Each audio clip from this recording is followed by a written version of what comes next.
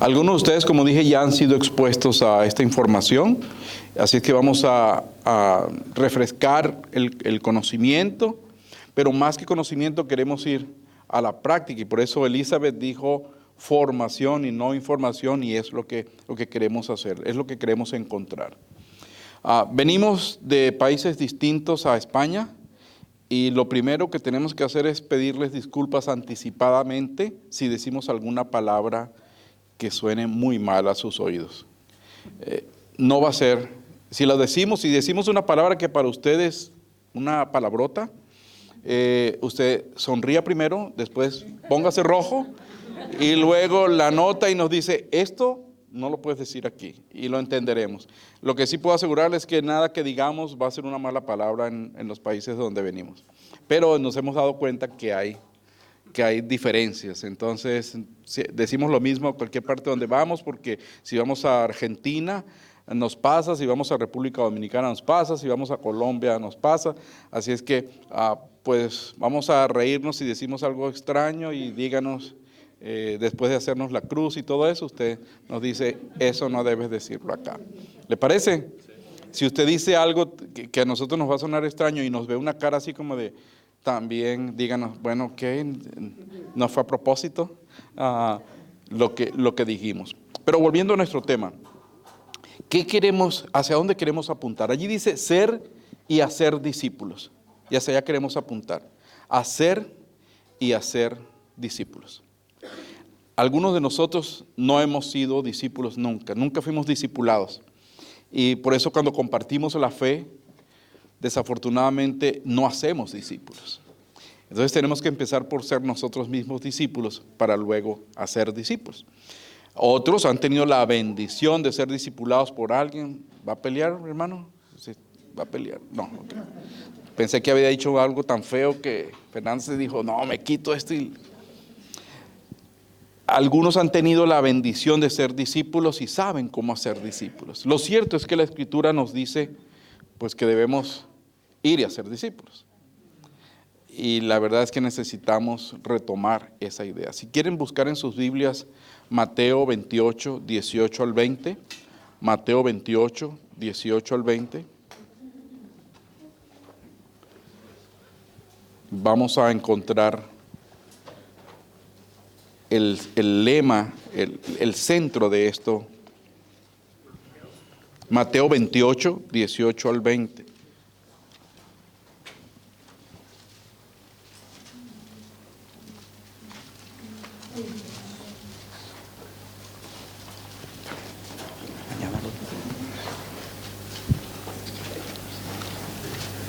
¿Lo tiene? Mateo 28, 18 al 20.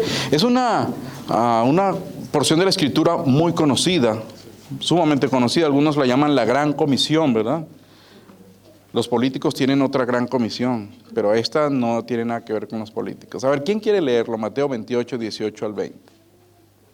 Jesús se acercó y les habló diciendo, toda potestad me es dada en el cielo y en la tierra. Por tanto, id a ser discípulos a todas las naciones, bautizándolos en el nombre del Padre, del Hijo y del Espíritu Santo, enseñándoles que guarden todas las cosas que os he mandado. Y aquí yo estoy con vosotros todos los días hasta el fin del mundo. Amén. Amén. Es interesante esta porción de la Escritura porque es una de las últimas cosas que Jesús mencionó a sus discípulos. Y va a ser importante que mantengamos en mente esa porción de la Escritura a lo largo de estos 3 días que vamos a estar aquí juntos. Pensando un poco en eso, en esa porción de la Escritura que vamos a retomar después, hemos generado un propósito, una meta que llamamos misión. Y esa es la misión de ningún lugar sin alcanzar. Déjeme contarle, ningún lugar sin alcanzar es una coalición de movimientos, iglesias, todos con un mismo fin. El fin es que no quede ningún lugar sin alcanzar con el Evangelio de Jesucristo. Esa es nuestra idea.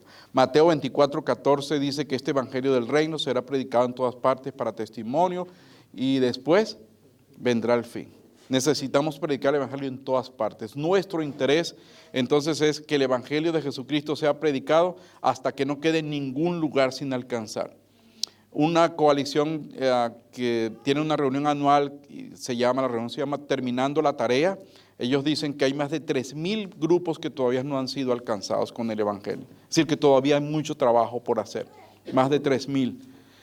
Y se han generado en el mundo un poquito más de 900 movimientos de plantación de iglesias que están haciendo el trabajo que nosotros estamos compartiendo con ustedes.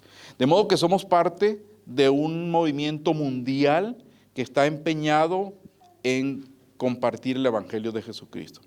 No, Ningún Lugar Sin Alcanzar no es una organización que tiene un presidente o un director o un ejecutivo, nada de eso. Somos personas y organizaciones que juntos decimos vamos a hacer el trabajo para que no quede ningún lugar sin alcanzar. Dentro de esas organizaciones está nuestra iglesia, ahí en los Estados Unidos, en Houston. Nuestra iglesia se ha comprometido a que no quede ningún lugar sin alcanzar y ha tenido visión para la gente de habla hispana. Y nuestra iglesia, aunque es una iglesia de habla inglesa, tiene visión para el mundo hispano, para el mundo de habla hispana. Y por eso estamos aquí nosotros hoy, porque la iglesia cree que puede ayudar al mundo hispano, en América Latina, aquí en España, donde quiera que se hable español, que el pueblo de Dios se comprometa, se prepare para que no quede nadie que hable esta hermosa lengua sin escuchar el Evangelio de Jesucristo. No es nuestro trabajo convertir a nadie. Nuestro trabajo es simplemente compartir el Evangelio. De modo que si lo hacemos, estamos cumpliendo lo que el Señor espera de nosotros. Así es que, ¿cuál es la misión? Que el Evangelio de Jesús sea proclamado hasta que no quede ningún lugar sin alcanzar en Hispanoamérica. Ponemos ese, ¿cómo se llama? Ese numeral al principio, porque si usted entra en Facebook, por ejemplo, y busca esto, va a haber testimonios. Y yo estaba pensando hoy, pues tenemos que abrir uno que diga ningún lugar sin alcanzar en España. Debemos abrirlo y en cuanto tenga wifi voy a abrirlo. Ningún lugar sin alcanzar en España. Porque el deseo del corazón de Dios es este. Ya vamos a ver un poquito más acerca del deseo del corazón de Dios. Todos estos versículos bíblicos que aparecen allí hablan precisamente de esto. Mateo 24:14, lo dije hace un momento. Hechos 19:10, ¿alguien quiere leerlo para saber que estamos alineados con la palabra del Señor? Y luego Romanos 15, que es el caso de Pablo diciendo, bueno, ya no me queda aquí en ningún lugar sin alcanzar, ya he predicado el Evangelio en todas partes y de aquí quiero ir, creo que dijo España por allí, ¿verdad? A ver, Hechos 19:10, ¿alguien lo tiene? Así continuó por espacio de 2 años, de manera que todos los que habitaban en Asia, judíos y griegos, oyeron la palabra del Señor Jesús. Amén. Y vamos a ir sobre ese versículo de nuevo más adelante, pero es interesante que él dice, ya aquí yo he predicado en todas partes, ya no queda nada que predicar aquí, voy a ir un poco más allá. Así que el propósito del Evangelio siempre ha sido extenderse. Eso es lo que Dios ha querido. Dios no está en el negocio de mandar gente al infierno. Dios está en el negocio de redimir gente y por eso su Hijo Jesucristo murió en la cruz del Calvario para darnos la oportunidad, la única oportunidad de tener vida eterna, de pasar la eternidad con Él. Así es que nuestro propósito es que el Evangelio de Jesucristo sea proclamado hasta que no quede ningún lugar sin alcanzar. Con esto en mente, vamos a trabajar durante estas próximas horas. Vamos a ver un poco de lo que hay en el corazón de Dios, porque cuando pensamos en por qué hacer discípulos, por qué evangelizar, tenemos que empezar por conocer lo que está en el corazón de Dios. Así que leamos, eso está malo, debe ser arriba Mateo 22, 36 al 40 y abajo Mateo 28, 18 al 20. Así que vamos a leer primero Mateo 22, 36 al 40. Mateo 22, 36 al 40. ¿Quién lo tiene?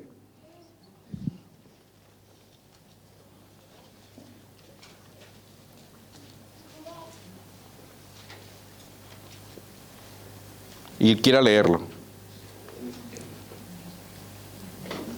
Maestro, ¿cuál es el gran mandamiento en la ley?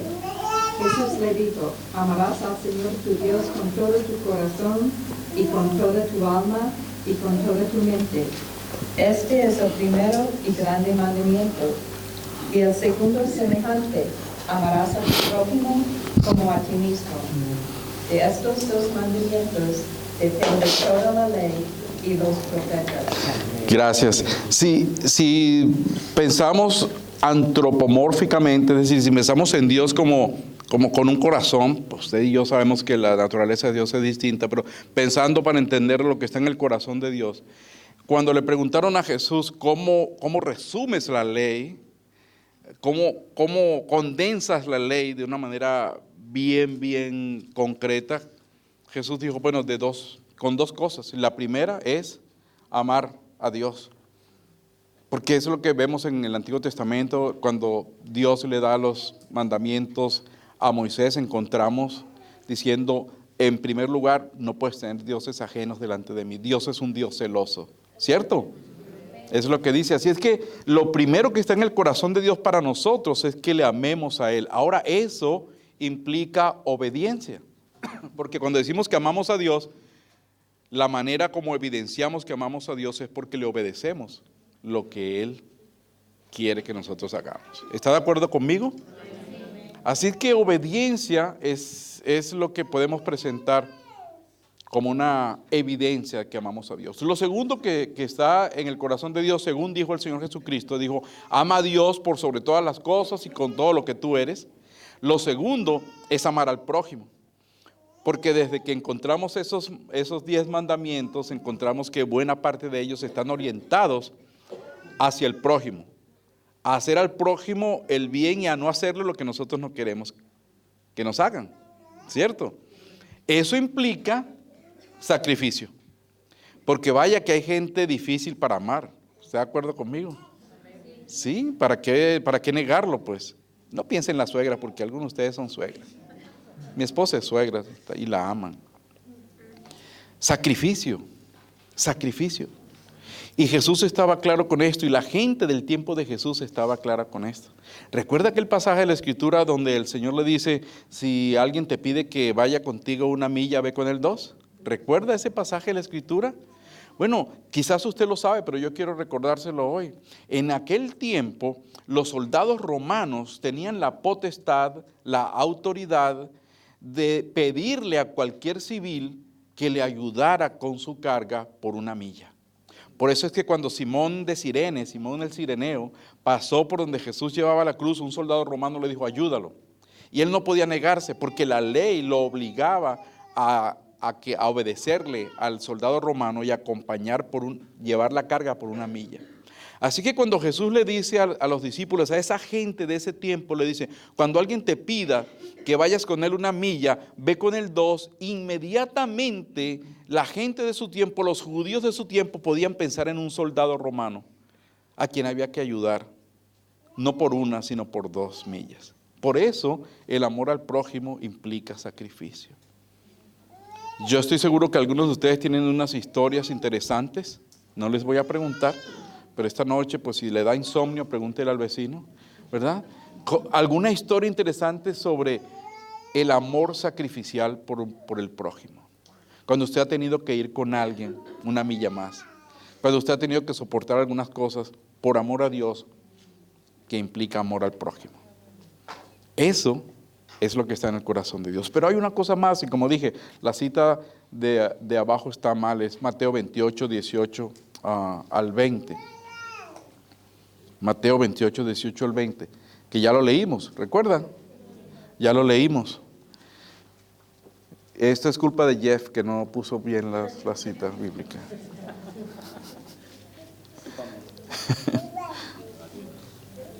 Lo otro que está en el corazón de Dios está en Mateo 28, 18 al 20. Hacer discípulos. Hacer discípulos. ¿Y sabe lo que implica hacer discípulos? Resultados. Si el amor a Dios implica obediencia, si el amor al prójimo implica sacrificio, hacer discípulos implica resultados. Y es cierto que a veces decimos que pues no estamos aquí por los números, no estamos aquí por las cantidades, pero Dios espera que nosotros demos fruto.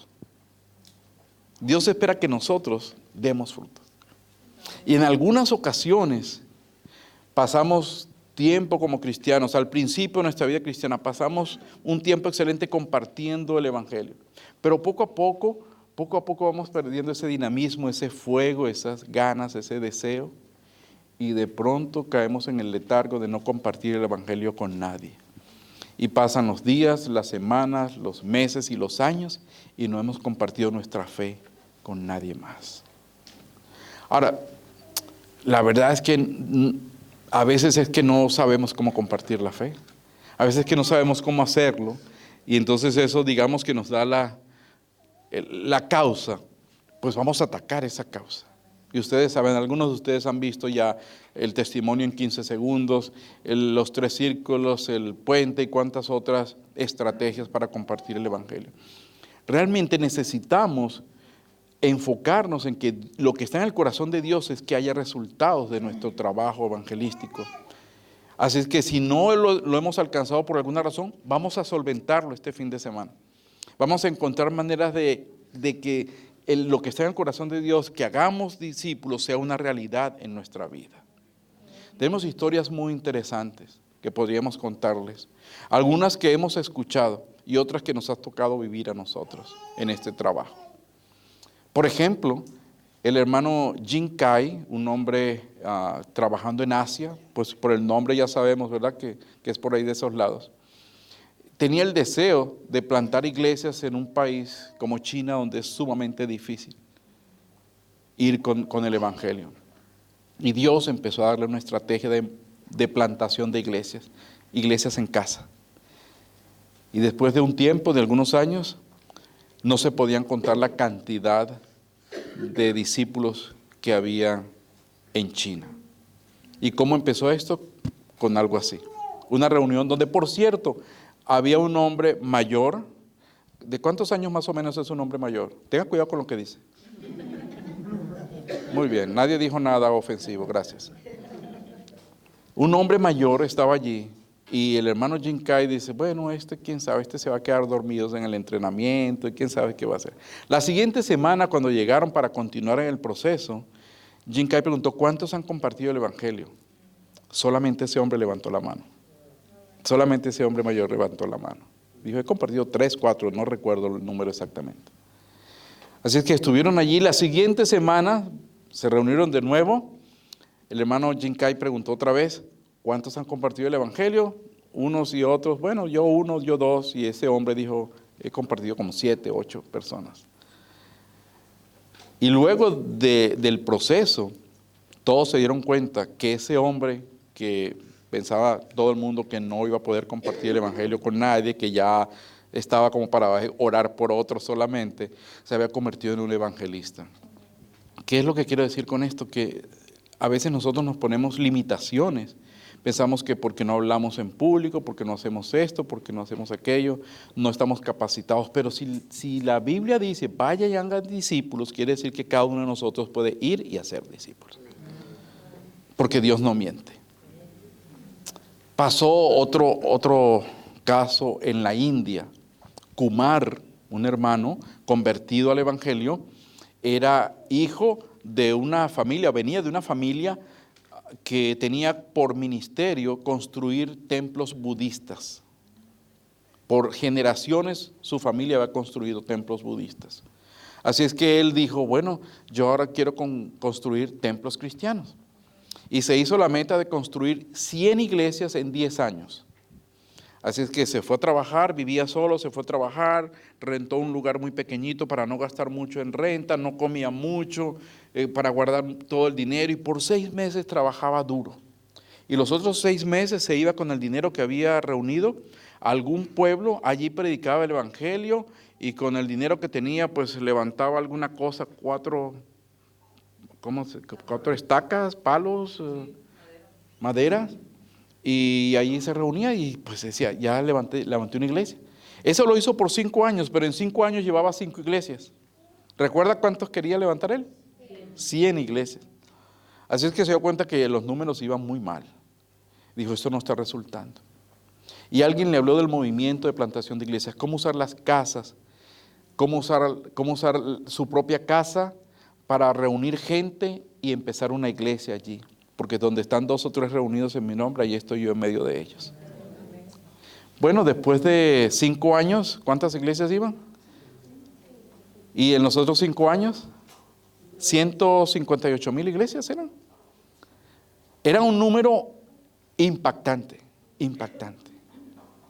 Y usted dice, bueno, eso pasa por allá por China y por India, pero por aquí no es fácil. Bueno, hay un movimiento en Europa donde la gente que está trabajando con los movimientos de plantación de iglesias está viendo resultados impresionantes en países sumamente difíciles. Bueno, usted se puede imaginar que en un país como Honduras, ¿hay algún hondureño acá? Hay 2 hondureños. Un país como, ¿solo ella? Ok, y tú levantaste la mano, ¿por qué? Para guardar el tomate y la lechuga. Okay. Bueno, Crisia es de allá. ¿De qué parte eres, Crisia? San Pedro Sula. Qué bien, ahí estuvimos hace poco. Sí. Bueno, en Honduras hay el movimiento de plantación de iglesias más grande de América Latina. ¿Cuántos hay, Jeff? ¿Recuerdas? Es un número impresionante, impresionante. ¿Y cómo han empezado? En las casas. En el país más pobre de América Latina está el movimiento de plantación de iglesias más grande en América Latina. Qué interesante esto. Yo estuve en el Perú, estuvimos dando un entrenamiento como este en 2 lugares distintos. A las 8 semanas recibimos informe. Entrenamos 150 personas. 8 semanas después había 2,000 nuevos creyentes. 500 de ellos se habían bautizado ya y habían 300 iglesias en casa. ¿Por qué le cuento todas estas cosas? Porque quiero animarles y quiero que sepa que usted es parte de algo que está sucediendo en todo el mundo. Yo creo que estamos en los últimos tiempos y Dios está moviendo a su iglesia de tal forma que la gente está llegando a los pies de Jesucristo. Allí en el Perú estábamos en un sitio en la selva, en la jungla peruana, estábamos en un sitio y yo necesitaba conectarme al wifi, como aquí por ejemplo también que hemos necesitado, van 2 veces, que digo lo mismo, perdón, está Fernando por allá. Y una muchacha se acercó y me dijo, aquí puede conectarse a esta red.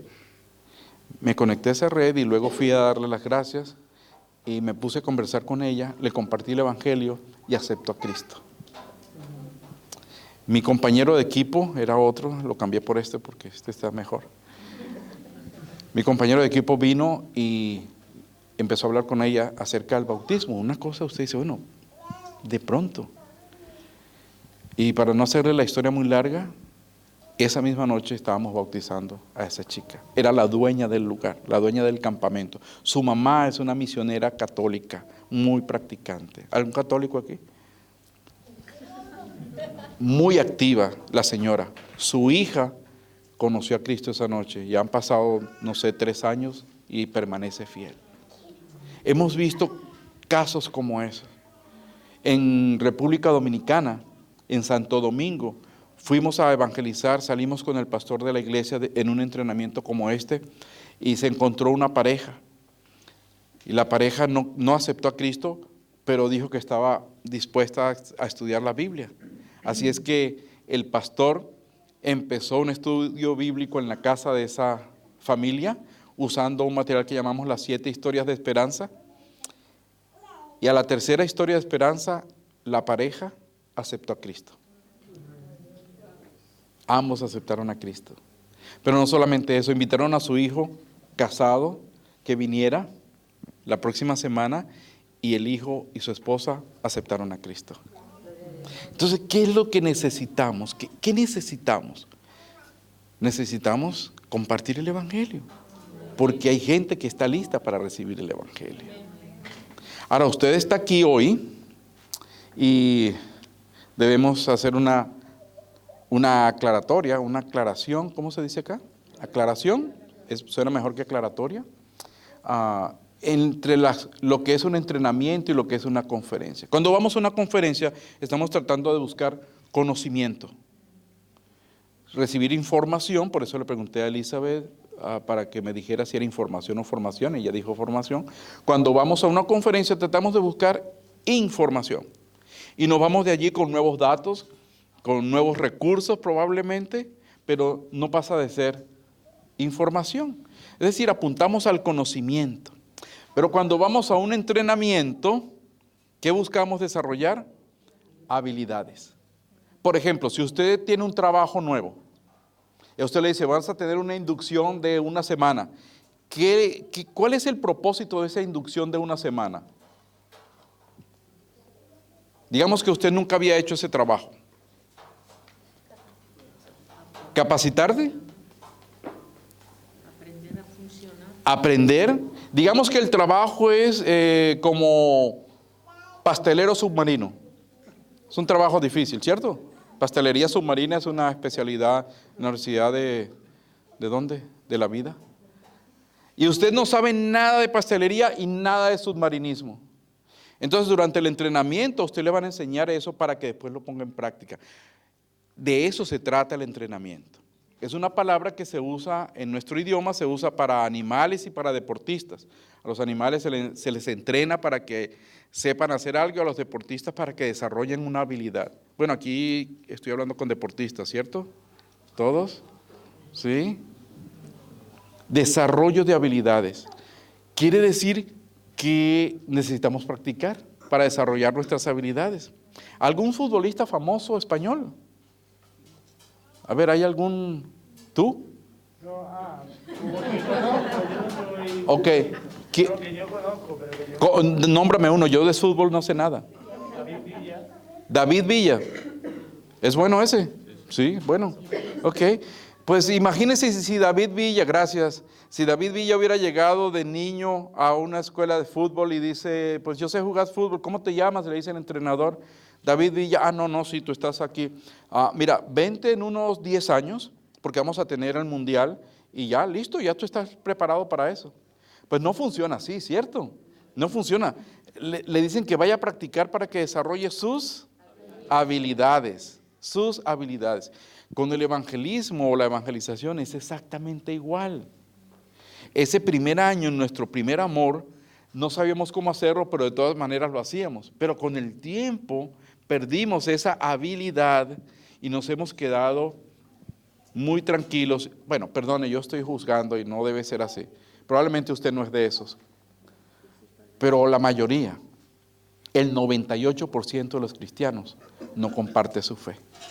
98%. Jeff le va a hablar de eso un poco más mañana. ¿Por qué no compartimos? Probablemente porque no tenemos la habilidad. Ahora, ¿cómo adquirimos la habilidad en una cosa como esta, en una actividad como esta? Bueno, ya sabemos que no es una conferencia, es un entrenamiento, así es que vamos a hacer algo para desarrollar esas habilidades. Pero mire, dicen los que saben de educación que escuchar solamente nos deja el 5% de lo que escuchamos. Así que es probable que cuando salgamos de aquí con el hambre y otras cosas, el cansancio, pues usted se le olvide lo que yo dije. Y no está mal porque es el 5%, es el sufrimiento de los pastores cuando pasamos horas preparando un sermón y de pronto, pues el sermón estuvo muy bueno, la gente dice, por fin estudió para el sermón, qué bueno estuvo. El lunes esa persona que estuvo en la iglesia se encuentra con otra que no fue. Y dice, pregunta, ¿y cómo fue la iglesia ayer? No, estuvo buenísimo, dice Cristian, estuvo buenísima la iglesia, es un tremendo sermón. Le dice a María que no fue. ¿Y de qué habló el pastor? No me acuerdo, pero yo sé que el sermón estuvo bueno. Nos pasa a todos, ¿cierto? Nos pasa a todos. Es que escuchar solamente nos deja el 5% de lo que queremos aprender. Pero si escuchamos y vemos, eso nos deja, dicen los que saben de esto, hasta el 20%. Por eso entonces se inventó la televisión, porque antes era por radio solamente. Imagínense las telenovelas por radio, pues no eran tele, eran novelas solamente, ¿verdad? Y usted escuchaba al locutor, se acerca sigilosamente la persona, esas cosas, y uno tiene que imaginarse todo. Así es que inventan la tele y entonces ahora podemos escuchar y ver. Pero eso nos deja solo el 20%. Cuando escuchamos, vemos y practicamos, entonces ya llegamos a un 75%. Porque hemos aprendido. Ahora te toca a ti. Es lo que hacemos con nuestros niños, ¿verdad? Ahora te toca a ti. Pruébalo, inténtalo para que veas que lo puedes hacer. Y poco a poco. Cuando empezamos un trabajo, hablamos de pastelería submarina, puede ser carpintería nuclear. Pues empezamos poco a poco a aprender cómo hacer la carpintería nuclear y al principio no nos sale, pero luego entonces ya tenemos ahí diseñada nuestra nave espacial. Si escuchamos, vemos y practicamos, pero hay algo más. Si escuchamos, vemos, practicamos y enseñamos, dicen los que saben de esto que hasta el 90% se nos queda. Así que, ¿qué tenemos que hacer? Pues escuchar está bien, ver está bien, necesitamos practicar, pero también necesitamos enseñarle a otro.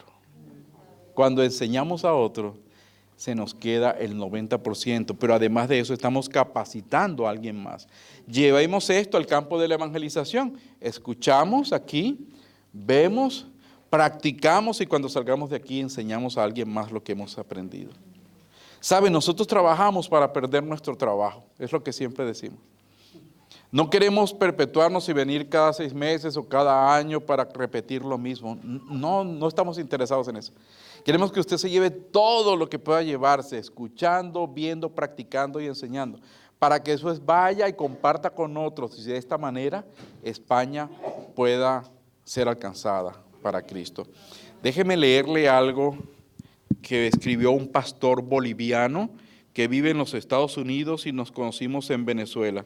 Lo comentaba a Manuel y a Yana lo que este hombre escribió, y vamos a ver si puedo encontrarlo aquí.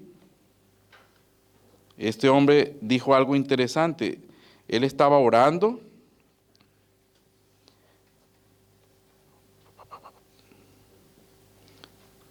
Dijo, son las 10:02 a.m. esta mañana, hora del este en los Estados Unidos. Estoy orando por ti, amado hermano Emery, que el Padre te use allí en la madre patria, por la cual oramos y pedimos al Señor de la mies que envíe más obreros a los campos españoles. Oramos por la iglesia española y esa gran nación de quien heredamos nuestra cultura y hermosa lengua. Que en esta generación España sea estremecida por la proclamación del Evangelio. Qué interesante que una persona no relacionada con España, más allá de esos sentimientos hermosos que menciona en su texto, esté orando para que Dios levante obreros y que en esta generación España sea alcanzada para Cristo. ¿Le interesa el trabajo? Porque tenemos vacantes. Necesitamos obreros. Necesitamos obreros. Y sabe, Dios no nos va a pedir a nosotros, bueno, quizás a Jeff sí, porque lo mandó de misionero para acá, pero a esa señora que está allá y a mí, probablemente Dios no nos va a pedir razón por España. ¿Por qué no predicaron allá ¿en dónde? ¿En Torremolinos? ¿Hay alguien aquí de allí? Sí, mire, varios. Y solo es un ejemplo. ¿A quién cree usted, Manuel, a quién crees que le va a pedir cuenta Dios por la predicación del Evangelio en Torremolinos? Sí, no se te escape Elisa. ¿Elisa, ves? No, ¿cómo es? Elisa. ¿Cómo es tu nombre? Estela, ¿no te gustaría llamarte Elisa? No, está bien, Estela entonces. Pero Dios nos va a pedir cuentas a nosotros, y esto no lo digo para asustarnos, no. El Señor dice, has sido fiel en lo poco, en lo mucho te voy a poner. Pero necesitamos escuchar, ver, practicar y enseñar, y hacerlo mientras estemos aquí. ¿Qué requisitos tenemos para esto? Primer requisito, un compañero. Así que vamos a trabajar con un compañero durante este tiempo de nuestro entrenamiento. El que esté al lado suyo, ese va a ser su compañero. Si no le gusta el de esta noche, mañana llegue temprano y siéntese en otro lado para que le toque uno distinto. Pero por ahora, pues, le tocó esa bendición del compañero. Y otra cosa es repetir varias veces lo mismo. Vamos a repetir nuestro testimonio de 15 segundos. Vamos a repetir los 3 círculos. Vamos a repetir los 3 tercios como dinámica del discipulado. Vamos a hacerlo de esa manera para que podamos aprender con la práctica y luego enseñar a otros. ¿Le parece bien? Bueno, ¿qué tal si de una vez empieza y le explica a su compañero, primero usted a su compañero y luego a su compañero usted, la diferencia entre entrenamiento y conferencia y la diferencia entre escuchar solamente y las demás cosas? ¿Qué tal si le comenta a su compañero? Como si su compañero no estuviera aquí. ¿Por qué vamos a hacer esto? Porque usted después va a tener que enseñar a alguien. Usted va a querer enseñar a alguien. Comience aquí, practicando. ¿Le parece? Vamos, explíquele entonces a su compañero la diferencia entre entrenamiento. Permítame volver un momento acá atrás. Y usted ve esos dibujitos que están allí, son los recursos con los cuales contamos. Los recursos con los cuales contamos para hacer el trabajo. Si en el corazón de Dios está que le amemos a Él, que amemos al prójimo, que hagamos discípulos para mostrar obediencia, sacrificio y resultados, la verdad es que no estamos solos. No estamos solos en eso. En primer lugar, la llamita de arriba simboliza el Espíritu Santo. Él nos ha dejado el Espíritu Santo. ¿Recuerda la oración de Jesús la última noche? Él dijo, yo les voy a enviar un consolador y Él los va a guiar a toda verdad. Él les va a ayudar. Ese va a ser su trabajo. Así es que no estamos solos en esto. Cuando vemos esta gran responsabilidad de ser obedientes a Dios, de amar al prójimo con sacrificio y dar resultados, Él no nos ha dejado solos. Nos ha dejado la bendición de contar con la ayuda nada más y nada menos que del Espíritu Santo. Pero no solo eso, también nos ha dejado su palabra santa. Nos ha dejado la Escritura para que sepamos cómo hacerlo y con la bendición de que cuando es la palabra de Dios la que está funcionando, no son nuestras palabras, sino la palabra de Dios, ella no regresa vacía. Claro, no podemos cometer el error de nombrar libros de la Biblia que la gente no conoce, porque usted dice Deuteronomio, eso suena como una enfermedad contagiosa o algo así. Entonces, no podemos esperar que la gente entienda eso, pero sí podemos hablarle con la palabra de una manera sencilla y ese va a ser un arma, como dice la misma Escritura en Efesios capítulo 6, un arma que podemos utilizar a nuestro favor. Y el tercer recurso que tenemos en este proceso, en este trabajo, es la oración. Es la oración. Ayer comentábamos un poquito sobre la oración en el servicio en la iglesia. Y es que es un arma. La oración es un arma. Es un arma. Es un arma. Podemos usar la oración como un arma. A veces la gente ha escuchado ese versículo que está en alguna parte de la Biblia que dice que las puertas del infierno no van a prevalecer contra la iglesia. ¿La ha escuchado alguna vez? Pues hay gente que se imagina a todos nosotros en la iglesia sosteniendo la puerta para que el diablo no la reviente. ¿Cierto? Pero lo que la Biblia dice es todo lo contrario.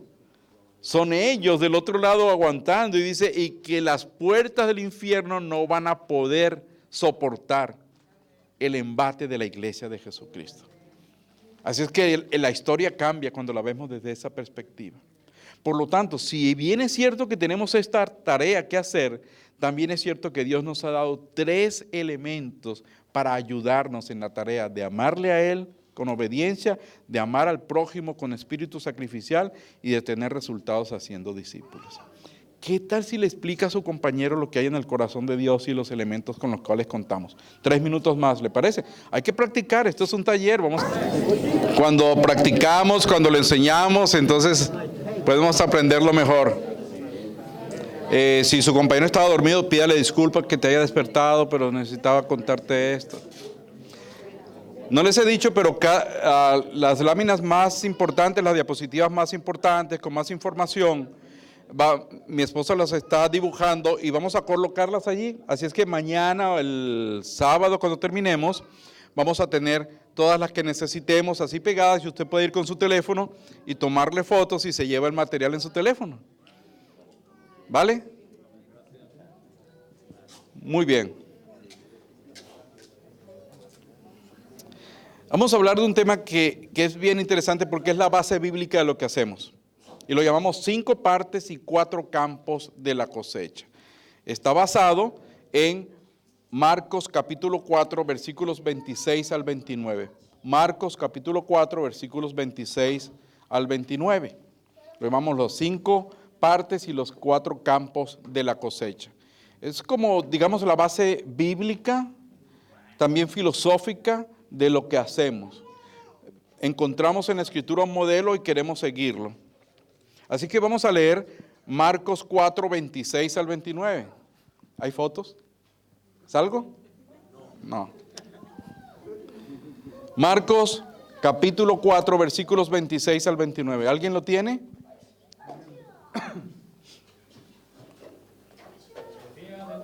Así es el reino de Dios, como cuando un hombre echa semilla en la tierra, y duerme y se levanta, de noche y de día, y la semilla brota, y crece sin que él sepa cómo.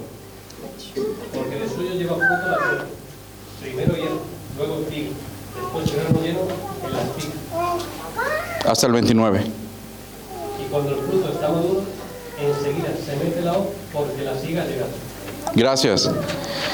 La primera aclaratoria, allí no llegó ninguna señora al final. ¿Cómo dice el último versículo?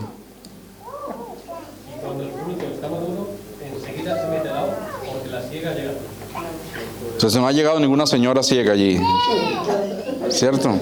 La primera, porque a esta hora, pues con el hambre y todo el viaje, uno piensa que es la señal. Este pasaje de la Escritura es bien interesante porque nos muestra una realidad. Nos muestra la estrategia que Jesús utilizó. En esta ocasión le preguntaron a Jesús, ¿cómo nos explicas el reino de los cielos? ¿Cómo nos explicas esto? Y él usó muchas maneras para explicarlo, ¿cierto? Explicó muchas maneras. Y una de ellas fue esta. Dijo, bueno, el reino de los cielos es como, y ahí tenemos lo que nos acaba de leer el hermano Feliciano. Mi abuelo se llamaba Feliciano, así que creo que no voy a olvidar tu nombre, Feliciano. ¿Felipe me dijiste? No, fue. Y él dijo, el reino de los cielos es... Y nos dio un ejemplo, es como un agricultor, y aquí yo tengo que reconocer que puedo decir cualquier cosa y ustedes van a decir, este hombre no sabe nada de agricultura, y tiene toda la razón, no sé nada. Lo que sé es lo que dice ahí la Escritura.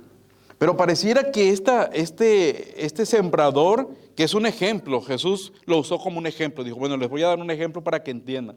Bueno, el sembrador aparece, sale a sembrar, esparce la semilla, en un terreno que seguramente ya estaba preparado, pero las parábolas de Jesús y los ejemplos de Jesús pues no eran detallados. No hay gente que busca que el hijo pródigo, que el papá, el anillo y todos los detalles, pero realmente las parábolas tienen una enseñanza central que es la que hay que apuntar.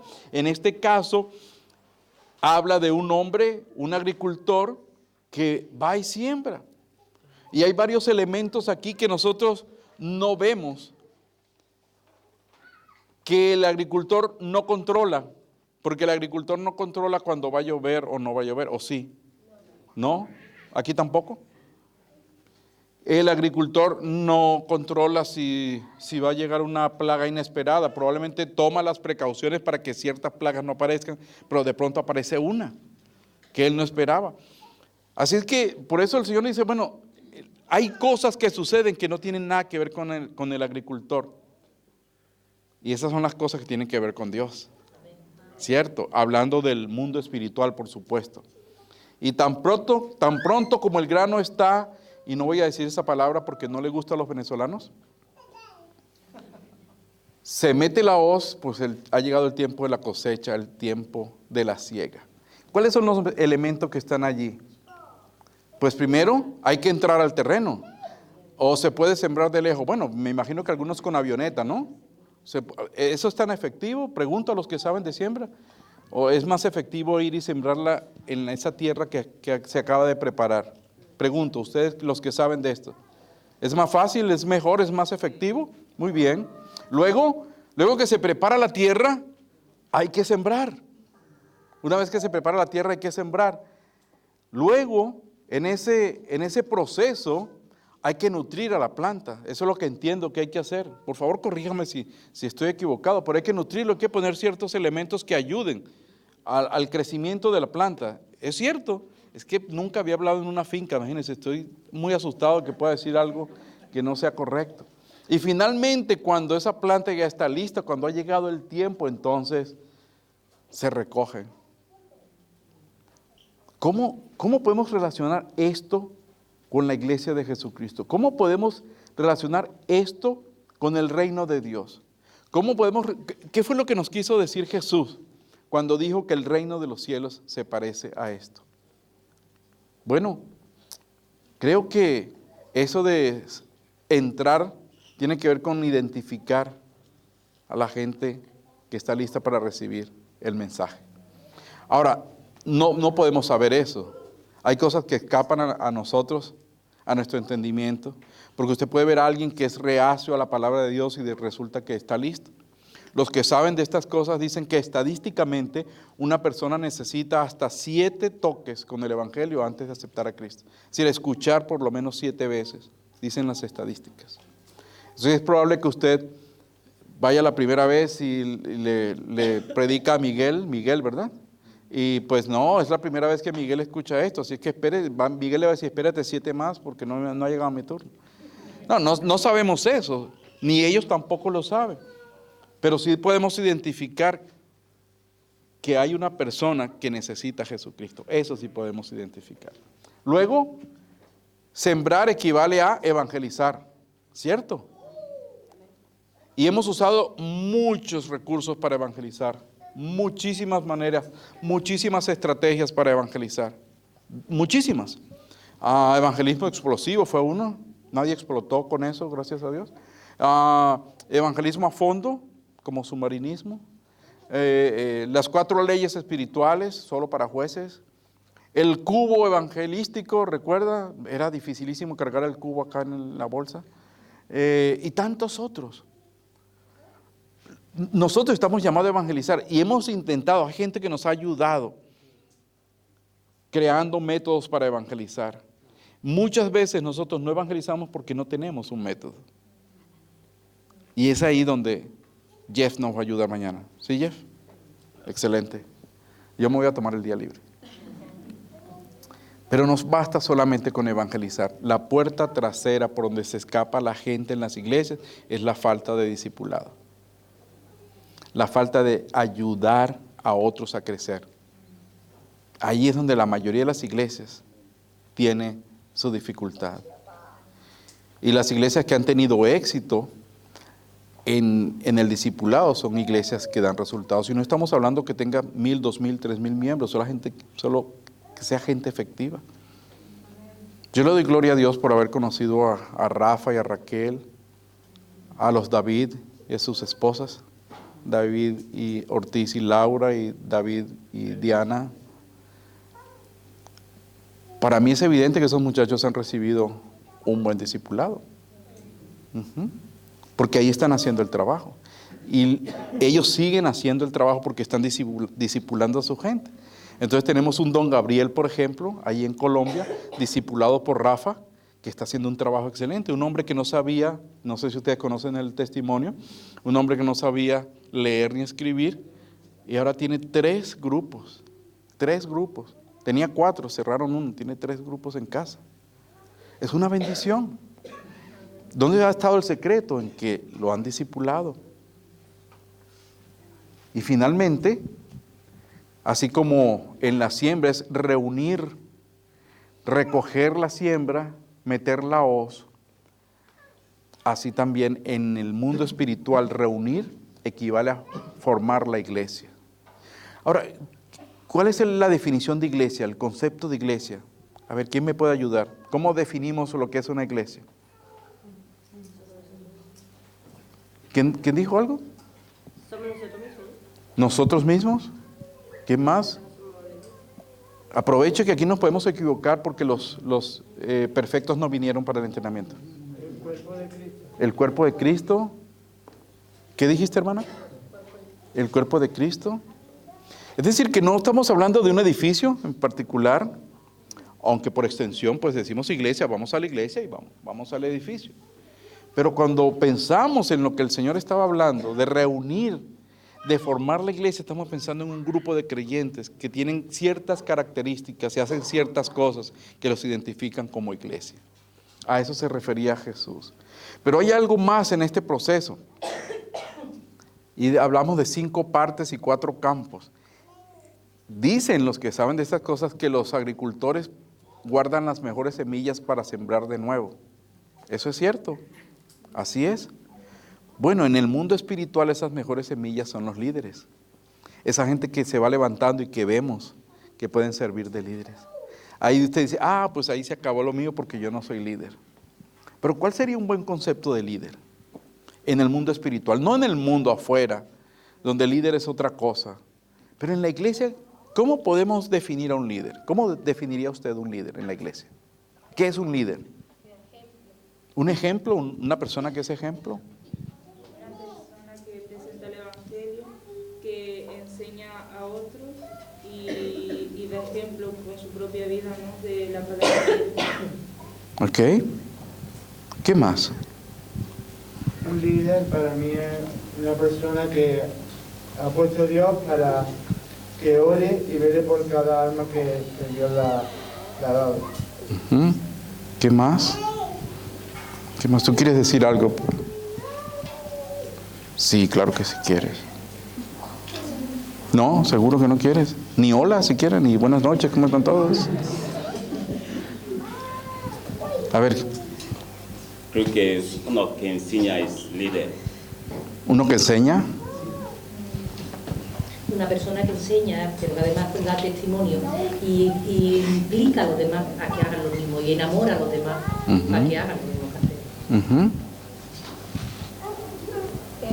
Un líder es una persona que te ayuda, es como un guía que tú tienes que te va ayudando a que tú vayas dejando cosas que a lo mejor traes y vayas comenzando un nuevo camino y te va guiando, te va enseñando, como el otro día hablaba nuestro pastor, comenzar como si fueras con un bebé, le cambias los pañales, le das el biberón y que te va capacitando, te va ayudando como si fuera un guía, alguien que tienes ahí que ora, que intercede por ti, que te aconseja, que te ayuda, que tienes allí un apoyo. Fíjate que eso es María, ¿verdad? Sí. María, esa definición se parece mucho a un discipulador. ¿No están de acuerdo conmigo? Parece mucho a lo que es un discipulador, porque un discipulador es alguien que, tal como tú dijiste, como dijo tu pastor, empiezas a cambiarle los pañales a una criaturita, porque un nuevo creyente es como un bebé. Ahora, cuando nosotros compartimos el Evangelio con alguien y esa persona acepta a Cristo, lo que tenemos que hacer es llevárselo al pastor para que lo críe, ¿verdad? ¿No? ¿Qué debemos hacer con eso? Nosotros, es nuestra responsabilidad. Así es que cuando le compartimos el Evangelio a alguien, estamos esperando que esa persona acepte a Cristo y que se convierta en alguien a quien le modelemos. ¿Sabe? Cuando usted empieza a discipular a alguien, esa persona hasta ora como usted. Y si usted de eso que, por ejemplo, crucifica al Padre, porque hay de eso, pero yo sé que no vinieron. Pero si uno está orando, Padre, te doy gracias que moriste en la cruz. Bueno, el Padre no fue exactamente el que murió en la cruz, pero su discípulo va a orar como usted. Y va a usar las mismas palabras. Yo recuerdo un predicador de Puerto Rico que toda la gente quería imitar, y entonces había una persona en particular que imitaba cómo caminaba, cómo leía la Biblia, las palabras que decía en lenguas, todo eso, pero lo imitaba, porque quería ser como él. Pues nuestros discípulos van a querer ser como nosotros. Entonces hay una tremenda responsabilidad, porque debemos modelarles. Segunda Timoteo 2:2 tiene un principio bien interesante que vamos a ver un poco más adelante. ¿Alguien recuerda lo que dice ese versículo? Segunda Timoteo 2:2. Lo llamamos al principio 2:2:2 porque está en Segunda Timoteo 2:2.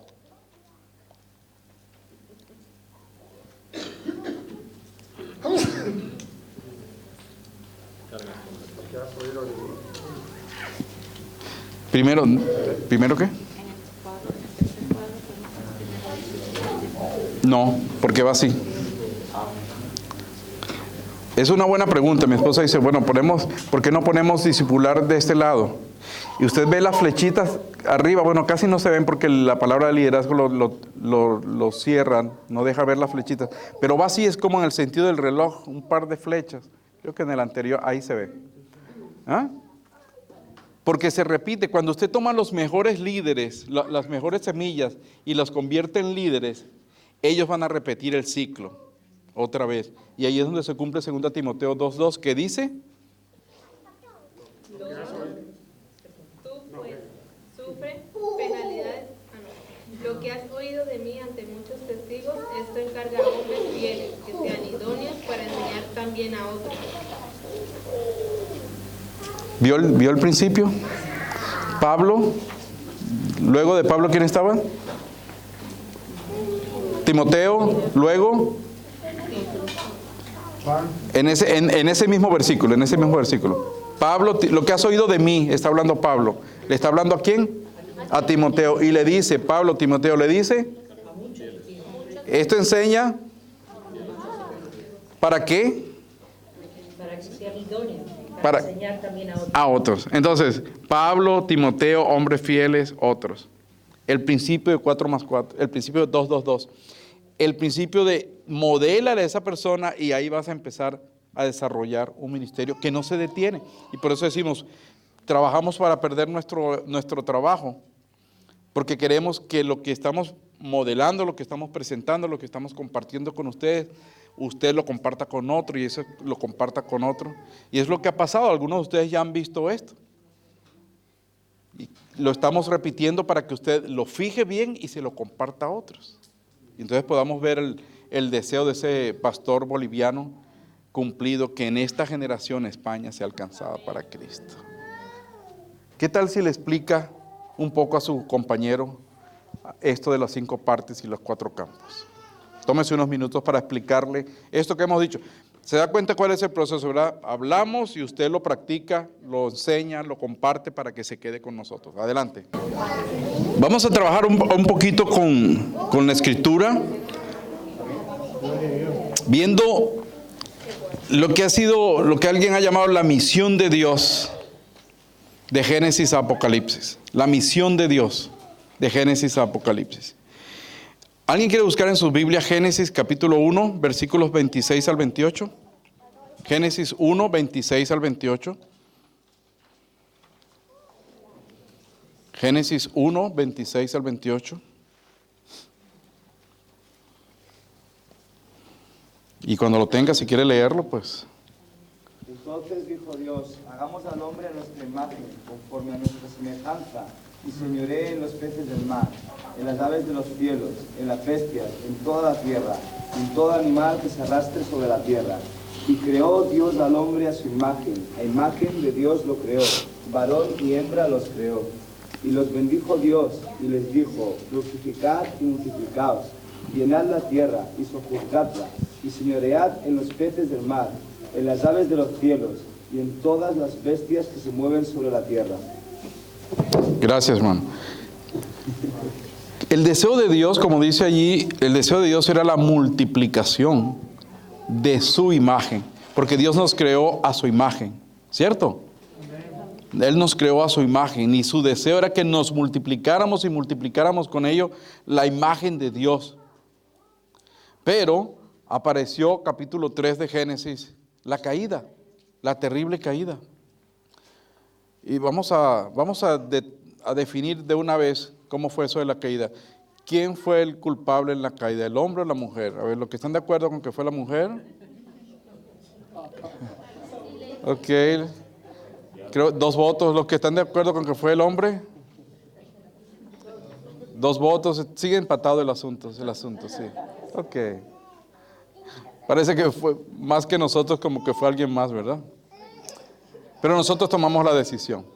Génesis 6, 1 al 5 es interesante porque pensando todavía en que el deseo de Dios es que se multiplicara la imagen de Dios, su propia imagen, no se multiplicó su imagen, sino la maldad del ser humano. ¿Alguien quiere buscar Génesis capítulo 6, versículos 1 al 5? ¿Se acuerda qué narra ese pasaje? ¿Quieres leerlo? Aconteció que cuando comenzaron los hombres a multiplicarse sobre la faz de la tierra, y les nacieron hijas, que viendo los hijos de Dios que las hijas de los hombres eran hermosas, tomaron para sí mujeres, escogiendo entre todas. Y dijo Jehová, no contenderá mi espíritu con el hombre para siempre, porque ciertamente él es carne, mas serán sus días 120 años. Había gigantes en la tierra en aquellos días, y también después que se llegaron los hijos de Dios a las hijas de los hombres, y les engendraron hijos. Estos fueron los valientes que desde la antigüedad fueron varones de renombre. Gracias. Interesante porque es uno de los pasajes difíciles de la Escritura, ¿verdad? Que cómo aparecieron los gigantes, que quiénes eran los hijos de las hijas de Dios, que quiénes eran los hijos de los hombres. Pero detrás de todo eso, lo que realmente nos importa en esta ocasión es que lo que se estaba multiplicando no era la imagen de Dios, sino la maldad del hombre.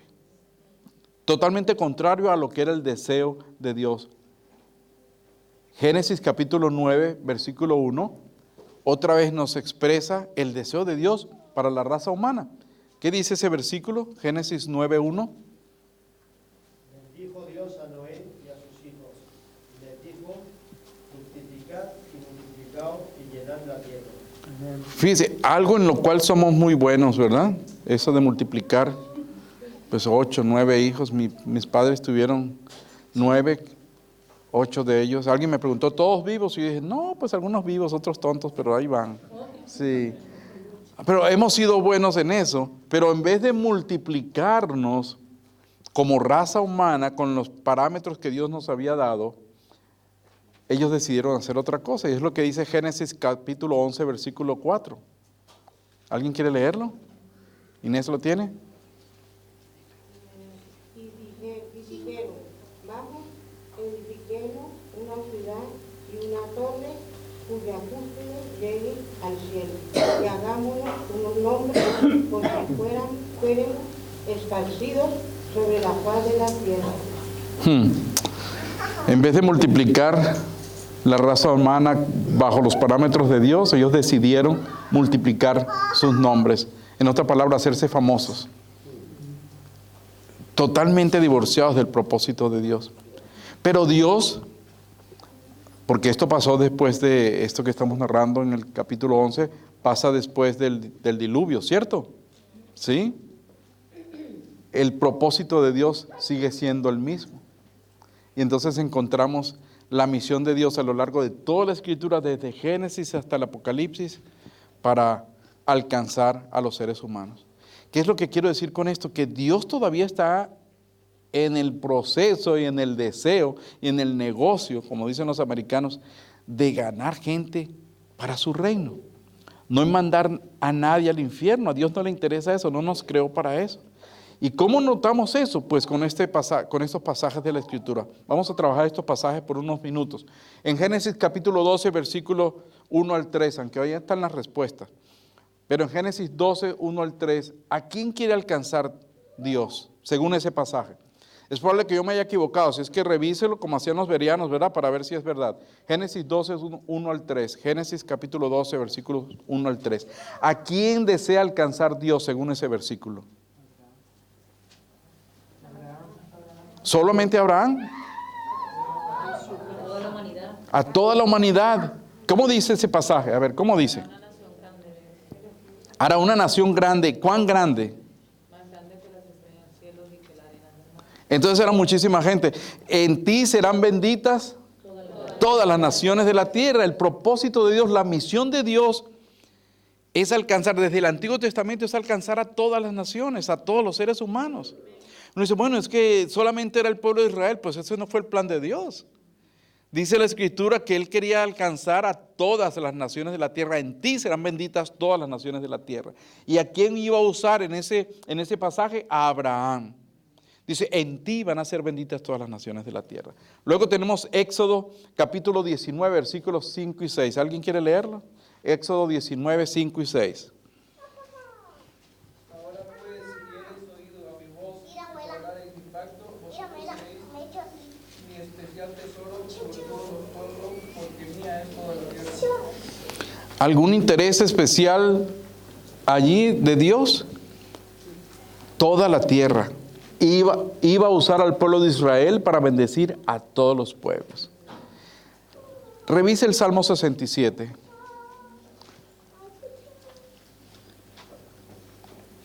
A ver si usted está de acuerdo conmigo en que ese pasaje habla de que Dios quiere alcanzar a todas las naciones de la tierra.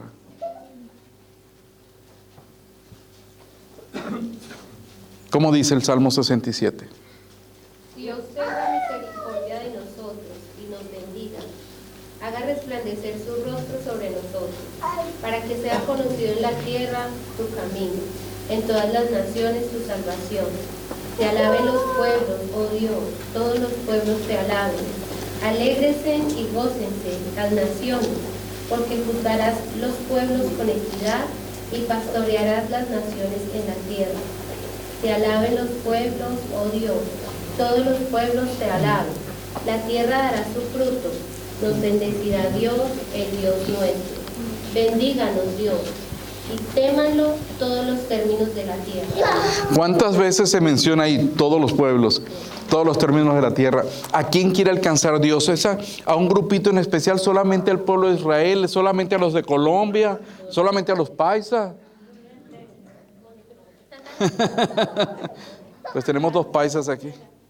A todos los pueblos. ¿Y quiénes van a ser el vehículo de bendición para todas las tierras? Todos nosotros.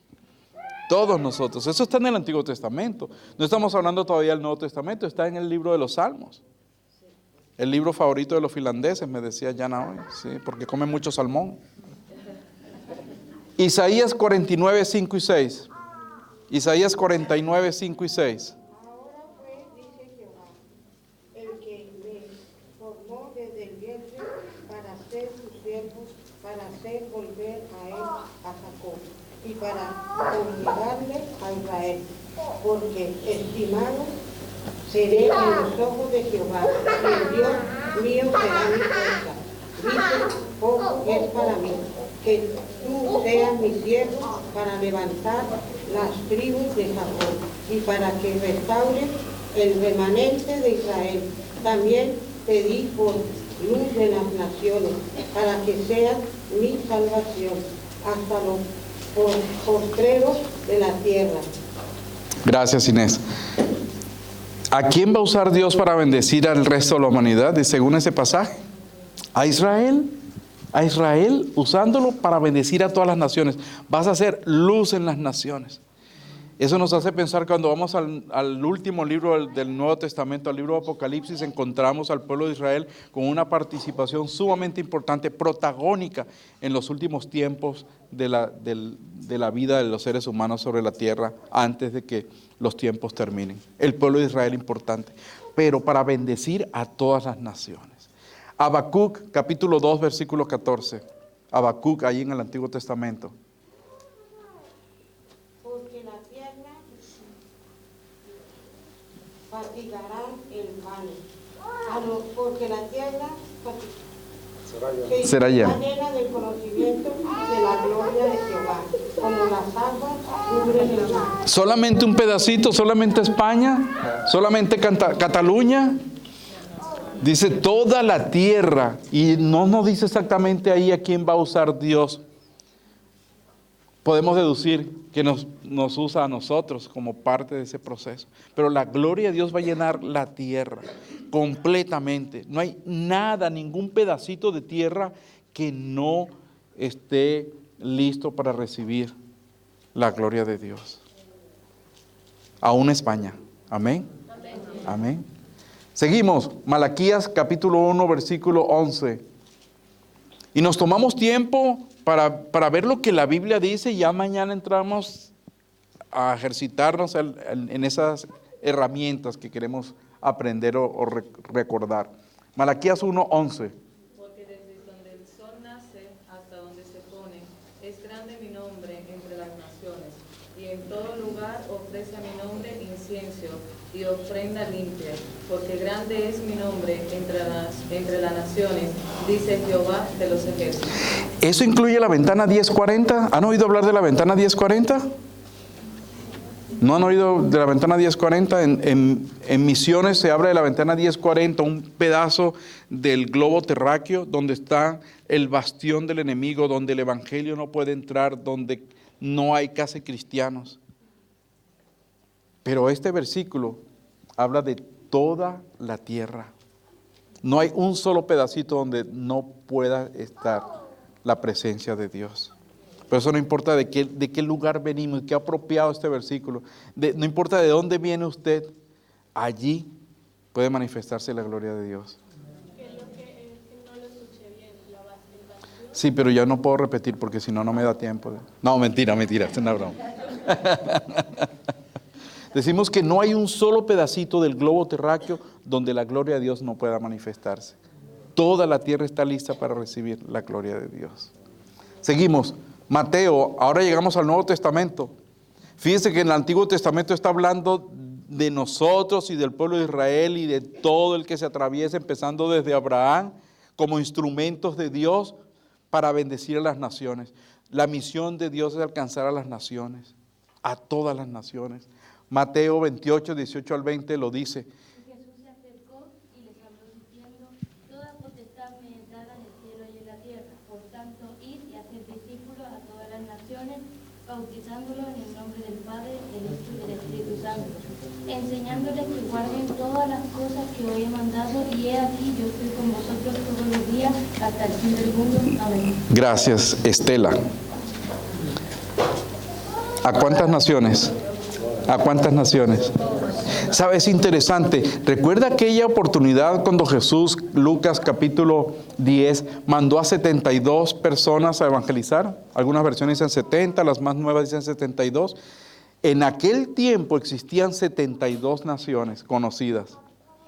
De alguna manera nos da un buen número eso para pensar que Dios estaba pensando en todas las naciones. Hoy en día hay 193 naciones, más o menos por allí. Pero a todas ellas quiere alcanzar el Señor. Hechos 1:8, usted se lo sabe de memoria. Y me seréis testigos en toda Jerusalén, Judea, Samaria y hasta los confines de la tierra. hasta lo último de la tierra. ¿Y a quién va a usar el Señor para alcanzar a esa gente?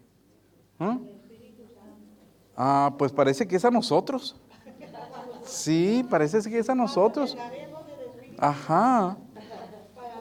Él dice, me seréis testigos. Y si usted estudia el libro de los Hechos, esta noche, que esto le va a quitar el sueño, dice, ¿qué voy a hacer? Lea el libro de los Hechos y va a encontrar las veces que los discípulos fueron a predicar y dijeron, y nosotros somos testigos de eso. Él resucitó y nosotros somos testigos de eso. Él resucitó y nosotros sabemos que eso pasó. La importancia de un testigo es alguien que vio, alguien que puede garantizar que lo que está diciendo es cierto. Y usted y yo somos testigos del poder transformador de Dios, porque Él transformó su vida, transformó la mía. Así que nadie puede decirle a usted que Dios no tiene poder hoy en día, porque Él actuó en usted y actuó en mí. Y aunque usted era tan malo como se le notan en la cara de algunos, aún a usted Dios lo cambió. Yo sé, usted está pensando, y usted que habla con esa cara, tiene razón. Pero qué poder el de Dios en transformar vidas. Dios está trabajando todavía de esa manera. Y nos va a usar a nosotros, porque cuando usted va y le comparte su testimonio a una persona de lo que Cristo ha hecho, de lo que Dios ha hecho, la persona no puede decirle eso no es verdad porque usted lo ha vivido. Enseñamos el testimonio en 15 segundos usando emociones. ¿Por qué? Porque todo el mundo debe saber que Cristo no solamente tiene respuesta para las cosas de la eternidad o para la vida espiritual, es que Dios tiene respuesta para la depresión. Dios tiene respuesta para el desánimo, Dios tiene respuesta para el orgullo, Dios tiene respuesta para aquellas personas que se sienten que no son amadas por nadie. Dios tiene respuesta para todas las necesidades de los seres humanos, no solamente para las necesidades espirituales. Por eso cuando usted le comparte a alguien, usted está alcanzando a la gente, apuntando a la misión de Dios y siendo útil en sus manos, siendo instrumentos en sus manos. Seguimos, 2 Corintios 5, 18 al 20. Quien nos reconcilió consigo mismo por Cristo y nos dio el ministerio de la reconciliación, que Dios está en Cristo reconciliando consigo al mundo, no tomándole en cuenta a los hombres sus pecados, y nos encargó a nosotros la palabra de la reconciliación. Así que somos embajadores en nombre de Cristo, como si Dios rogase por medio de nosotros, o rogamos en nombre de Cristo reconciliados con Dios. Este pasaje, gracias Elizabeth, este pasaje es tan claro. Dios quiere que todos nos reconciliemos con Él, todos, no algunos solamente, Él quiere que todos. Un versículo tan famoso como Juan 3:16, ¿recuerda lo que dice? Ayúdate que yo te ayudaré, dice ese versículo. ¿Cómo dice? De tal manera, amó Dios al mundo que ha dado su Hijo unigénito, para que todo aquel que en Él cree no se pierda, mas tenga vida eterna. Entonces, cuando vemos los brazos de Jesús en la cruz del Calvario extendidos de esa manera, es porque ahí cabe todo el mundo, todos cabemos. Es la evidencia de que Él tiene interés en que alcancemos al mundo, pero también ese pasaje es la evidencia de que usted y yo somos los labios, la boca, los pies, las manos de Dios, porque somos los embajadores de Él.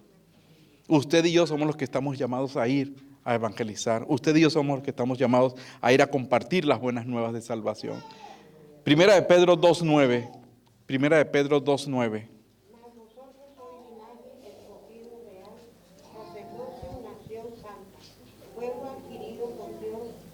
que anuncié las virtudes de aquel que llamó de las tinieblas a su luz admirable. Es uno de mis versículos favoritos. Porque Él nos llamó de las tinieblas a su luz admirable.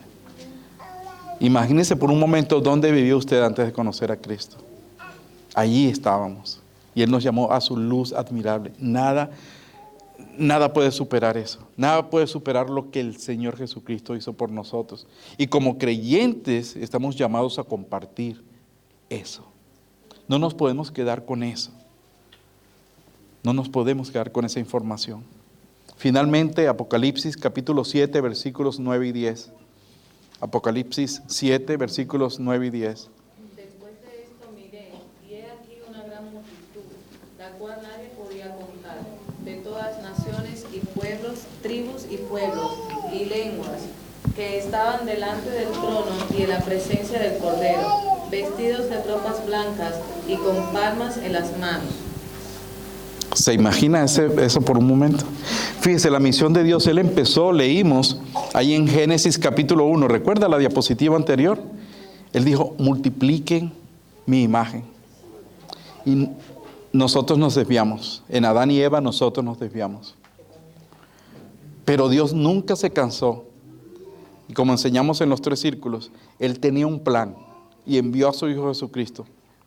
Murió para pagar nuestros pecados. Y al final de los tiempos, en Apocalipsis, encontramos que de toda lengua y nación, hay gente allí alabando el nombre del Señor. ¿Cuántos idiomas habrá representados aquí esta noche? ¿Hay varios? Tenemos, ¿tú hablas? Árabe, ¿tú hablas? ¿Tú hablas? ¿Tú hablas? Demasiado.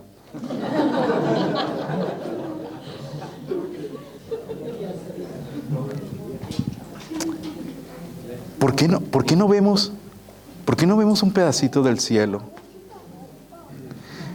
Usted podría decir en su idioma, y con esto vamos a terminar, usted podría decir en su idioma, te alabo Dios, te bendigo Dios. Usted podría decirlo en su idioma. Vamos a adoptar una actitud de oración en este momento. Pero yo quisiera escuchar en inglés, en francés, en árabe, en finlandés. ¿En qué dijiste tú? En demasiado. Una alabanza para el Señor, para imaginarnos un poquito cómo es el cielo. Y si usted habla un idioma diferente al español, dígalo. ¿Nigeriano? ¿Inglés? ¿Qué tal? ¿Por qué no inclinamos nuestro rostro y elevamos una oración en su idioma? No importa el idioma que usted hable, probablemente no lo vamos a entender, pero va a ser un pedacito del cielo. Va a mostrarnos lo que Apocalipsis capítulo 7 dice. Había gente de toda lengua y nación alabando el nombre del Señor. ¿Qué le parece? Inclinemos.